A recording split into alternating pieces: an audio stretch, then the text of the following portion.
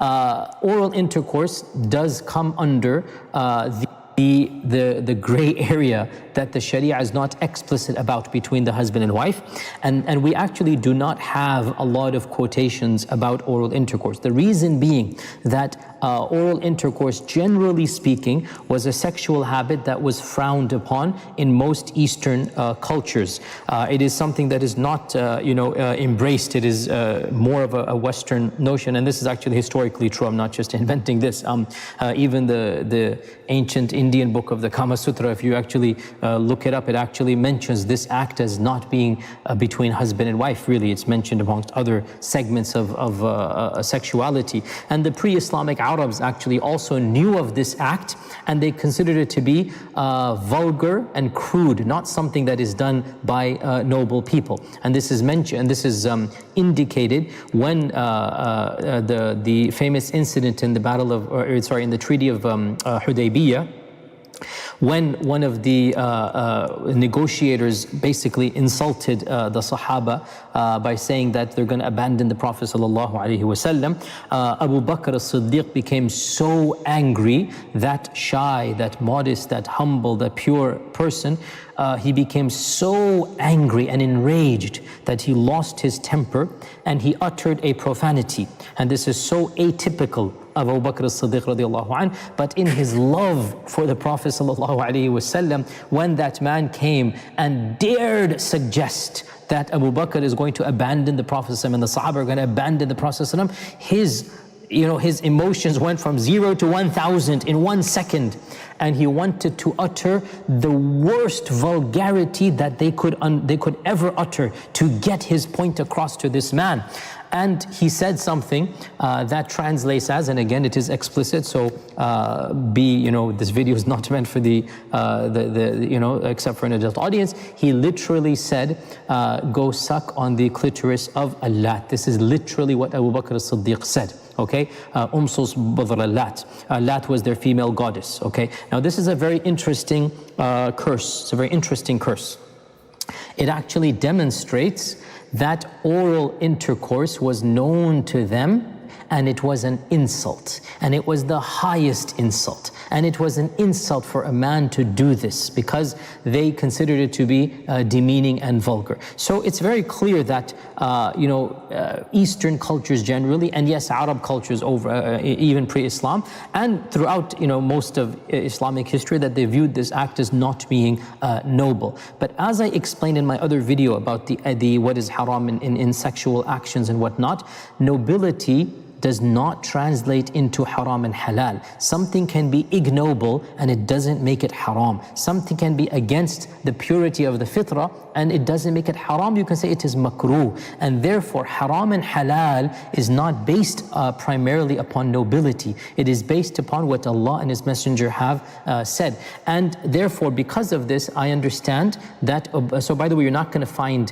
classical discussions in the books of fiqh about oral intercourse. You will find about masturbation, you will find about anal, you will find about so many other things that were known, but you will not find a detailed discussion about oral intercourse because it was not something that was common at all. Now, you will find very, very few references to it, and of those references is some scholars did allow it. The famous Hanbali scholar Al-Qadi Abu Ya'la, he said that a man may kiss the vagina of his wife before intercourse without karaha, and after intercourse it is makruh. And he said the same applies for a woman, that she may kiss the man's organ with passion. He actually said this, that with passion she may enjoy in the man's organ. And he also said this is the position of Ata, the Tabi'i.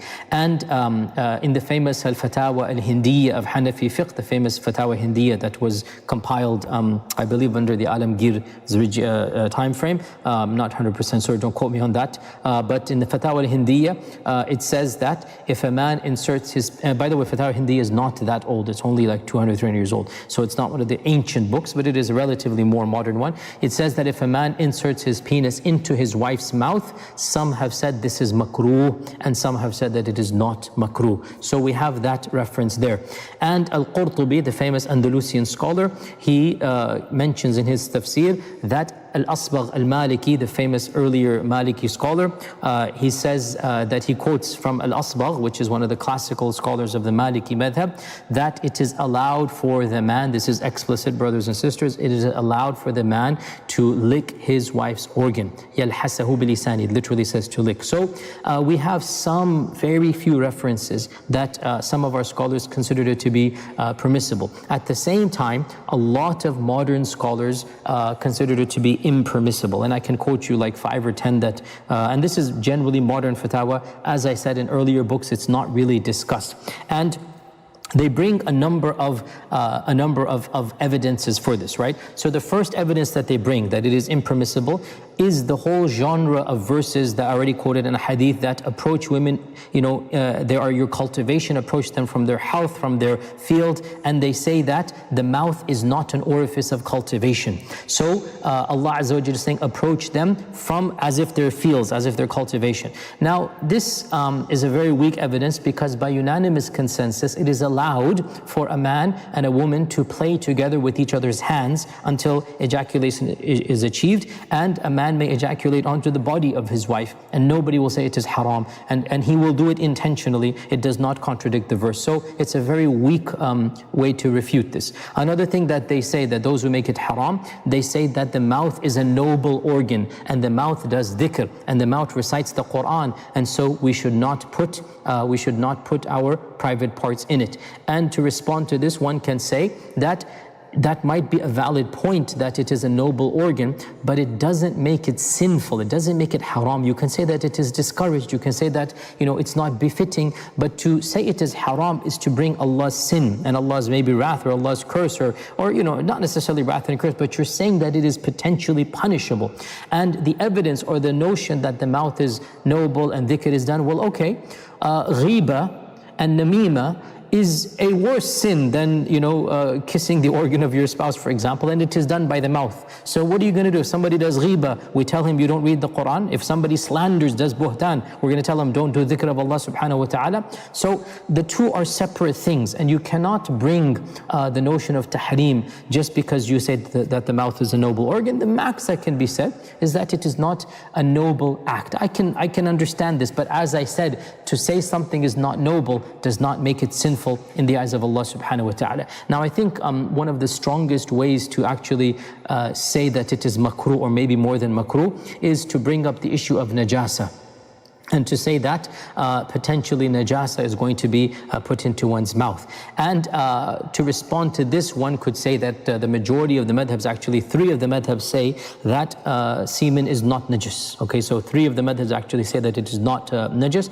And then one can also respond that by unanimous consensus, a small amount of najasa is overlooked because you cannot protect yourself. Now what constitutes small, that is going to be another controversy. And still I would say that this argument of najasa, as we said, it is best to avoid najasa, but in and of itself, touching something najis or of that nature, it's not something that is going to incur Allah's sin. And if it is done for a reason, it is permissible by unanimous consensus, as I explained in the previous question, that a person changes the diaper of their child and that might be najis, or you cleanse yourself and that is najis, so you wash it off afterwards. And it might not be noble, it might not be something that is, dignified, but something that is undignified does not become necessarily sinful in the eyes of Allah subhanahu wa ta'ala. And therefore, what I would conclude is that oral intimacy is something that one cannot say is sinful in the eyes of Allah, but at the same time, one should understand, frankly, that this is a habit that we are picking up because of the prevalence of it in the cultures that we live in. Not that there's anything wrong with every single habit, but this particular habit, it was not something that was common or the norm in the majority of cultures, and especially in Muslim lands and cultures, and that is why one does not find a discussion of this in the classical books. You find just a quick reference here and there, and generally speaking, we do find permissibility in some of the previous ulama. And I want to quote you fatwa from one of the scholars who gave this with regards to oral intercourse, he said that in conclusion, it has now become clear that oral intercourse is not prohibited, but it is not the normal choice for committed Muslims and Muslimas. Despite the fact that oral sex is not haram, it is completely disgusting and does not conform to the pure taste and the decency of a Muslim's personality, end quote. I am sympathetic to this, so it is not haram. You're not going to be sinful, but at the same time, let's try to cultivate haya and try to do that which is the best. Another fatwa from modern Hanafi Sheikh Mufti Ibrahim Desai, he writes that it is makruh because the mouth is not an oracle of najis and because the mouth is used for reciting the Quran and for doing dhikr, end quote. So makruh. I agree with this fatwa that oral intercourse is not haram, but it should be makruh. And if the couple feels that they must engage in this, they really should make sure that najasa is avoided and nothing of that nature is ingested. And of course, the pre-medi or the pre-seminal fluid is najis, so keep that point in mind. And if it is done, then it should not be something that, and again, I mean, the problem comes, dear brothers and sisters, that people have been raised in a society where certain acts have been absorbed by them. They want to do these things, and if they are told that it is not allowed, within a marriage, it might actually cause problems for many of them.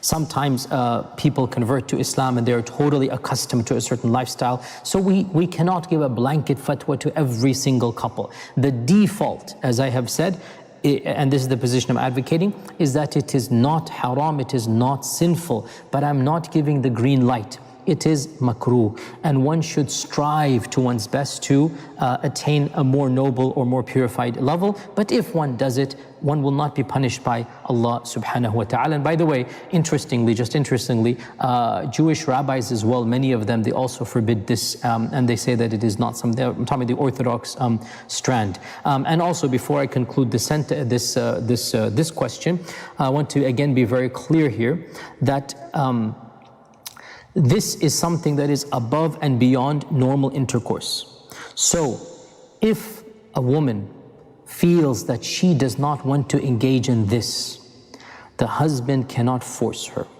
because she is required by Islamic law to be accessible for regular intercourse. If there's no other impediments, she is required by our Sharia to allow him to have intercourse with her. She is not required by our Sharia to satisfy every fetish or every desire of his that is beyond that which is mainstream and normal. And so if she finds this issue problematic, she should speak with him and she should not be forced. That having been said, the flip side as well, that if the husband, it might cause problems as well. So they should try to find some type of, middle ground or whatnot in this regard, because again, we want couples to find marital happiness within themselves. We want them to find sexual happiness within marriage and from each other. And so these things need to be discussed within the marriage, and couples need to negotiate what can and cannot be done within the confines of their bedroom. But from a purely technical perspective,